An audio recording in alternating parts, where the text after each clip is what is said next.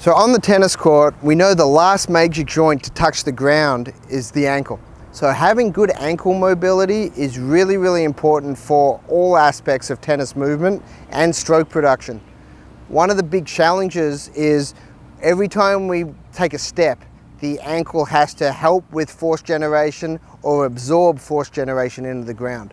So if we're limited in our range, that means somewhere else in the body needs to do more, needs to find more range, and sometimes that can increase our risk of injury if our ankle mobility isn't where it needs to be.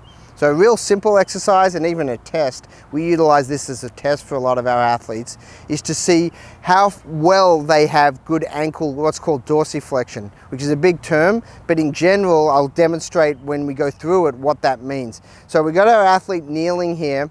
The goal is, this is the starting position. So we have the athlete here about a 90-degree angle at the knee. That's our starting position. From here, we're going to try to go as far forward with the knee while we keep our heel on the ground. Notice how the knee shifts forward. So we've got it just past the toe, and that's reasonable ankle mobility. If the athlete can't get it to the toe with it while keeping the heel on the ground, that means they're quite restricted. This would be considered a normal range of motion around here. Ideally, a little bit further would be even better. So this is a very simple test. We'll go back. So that's the starting position right there. And now the knee comes all the way forward, and that's the finish position right there.